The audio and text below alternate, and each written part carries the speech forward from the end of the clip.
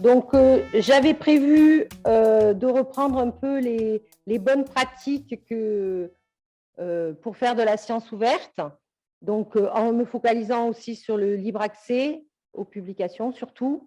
Donc, Odile Lologne avait une diapo, donc j'avais prévu de détailler un peu plus, mais comme on va peut-être accepter 5 minutes, voilà, finir à moins 5. Comme ça, je sais pas, enfin, je sais pas, surtout pour les personnes qui sont en ligne, ça fait peut-être long puisqu'on a démarré à 9h30, donc sans pause. Donc l'idée, ben, voilà, le message, c'est important, c'est signaler votre publication dans HAL, donc HAL INRAE de préférence, parce que derrière, il y a des documentalistes qui font le travail d'enrichir les métadonnées et de vérifier l'autorisation ou pas concernant la pièce jointe, c'est-à-dire le fichier que vous déposez. Est-ce que c'est une version qui est soumise au copyright de l'éditeur? Et dans ces cas-là, on reviendra vers vous pour essayer d'avoir la version autorisée. Si vous faites le choix de déposer dans HAL INRAE, ben, les publications vont automatiquement remonter dans le portail des institutions de tutelle. C'est-à-dire que si vous êtes dans une unité, ben, ça va remonter dans le portail HAL de toutes les tutelles de l'unité. Et puis, ça va aussi être visible dans le portail HAL de votre unité. Pour atteindre plus d'open access et ce fameux objectif de 100%, eh ben, il va falloir déposer le texte intégral. Donc, la version éditée, si l'éditeur le permet. Donc, ça, on a les revues en open access, par exemple. Et il y a d'autres, sur le site Sherpa Romeo, il y a des revues qui ne sont pas en open access, qui autorisent quand même le dépôt de la version éditée. La version acceptée, donc la loi pour la République numérique avec ce fameux 6 à 12 mois d'embargo, et la version acceptée sans embargo, mais qui nécessite, pour être en conformité avec le plan S, de mettre ce petit texte dans la publication et donc de négocier au moment de la soumission avec l'éditeur. Et si votre publication est déjà signalée dans HAL, il faut simplement que l'auteur ajoute le fichier. Alors, c'est vrai que HAL, pour l'instant, est un peu compliqué, même si vous êtes l'auteur, même si vous avez votre nom sur la publication, et bien, parfois, il va falloir que vous demandiez la propriété, l'autorisation de modifier la référence. Et puis, à partir du moment où on va vous donner la propriété, vous allez voir apparaître ce « ajouter un fichier », donc vous déposez le fichier. Les instructions, les obligations liées aux agences de financement, ben, par exemple, si on prend le cas de l'ANR, il y a bien mention que le texte intégral devra être déposé dans l'archive ouverte HAL. Donc, peut-être qu'à Toulouse, vous déposez sur Watao, mais il y a aussi l'obligation, si Watao ne reverse pas dans HAL, il va falloir que vous fassiez un dépôt dans HAL et en libre accès immédiat. Et la mention de la référence du projet ANR doit se faire dans l'article, évidemment. Et dans HAL, il y a également la mention de la référence ANR ou du projet européen qui doit être mentionné pour justement permettre d'alimenter automatiquement les collections ANR, par exemple, les collections HAL ANR dont a parlé Odile. Et puis, ça permet au niveau des collections d'avoir un suivi des publications par projet ANR ou grand projet européen.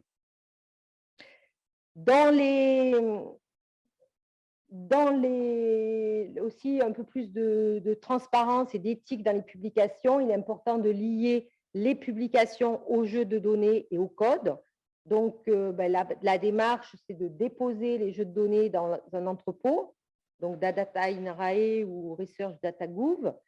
À partir de ce moment-là, vous avez un DOI pour votre jeu de données et ce DOI, vous allez pouvoir le citer dans votre publication et lors du dépôt de la publication dans HAL, on peut justement signaler dans une métadonnée qui s'appelle données associées le DOI qui correspond au jeu de données. Donc, ça aussi, HAL va progresser, il va y avoir un lien automatique avec Research Data Gouv, mais voilà, c'est intéressant de savoir que dès à présent, il y a ce lien avec le jeu de données.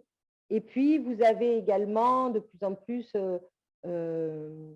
le signalement, enfin, c'est important aussi de signaler l'infrastructure de recherche qui a servi à produire les données. Et pour l'instant, il y a également un champ qui est un peu libre pour l'instant dans HAL qui permet de signaler l'infrastructure.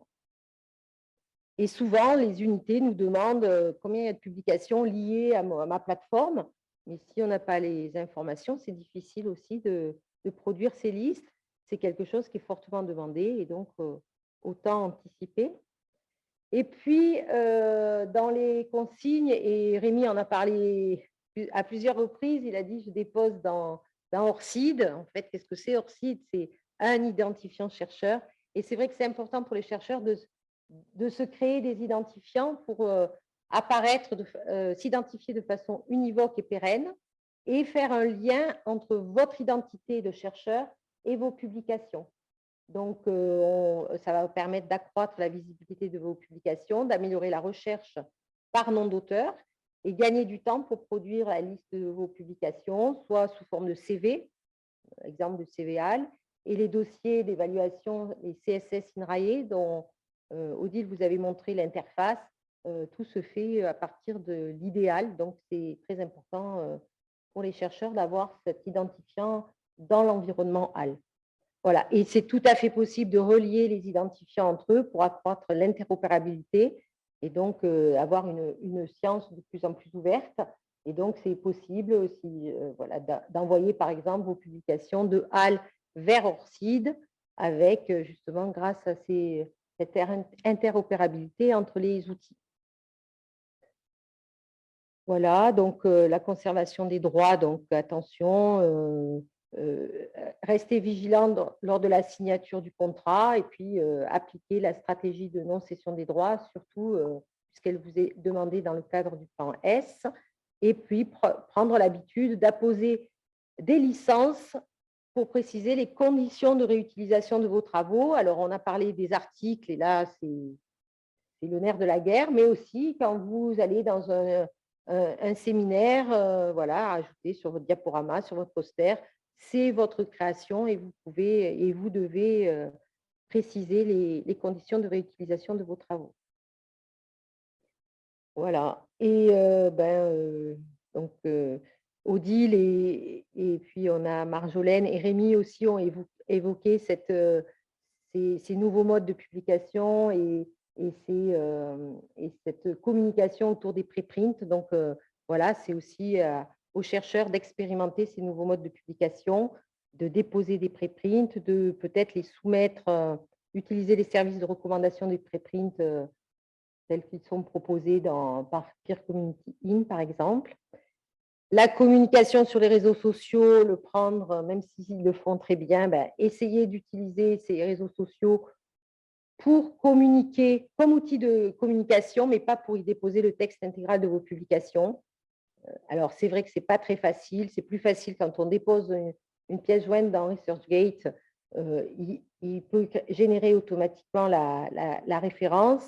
Quand on met juste le DOI, c'est très compliqué. Donc, n'hésitez pas à déposer et à retirer vos pièces jointes et indiquer ensuite le lien vers HAL, qui est une archive ouverte, qui fait de l'archivage pérenne. Et c'est vraiment l'objectif de sauvegarder, de conserver vos publications.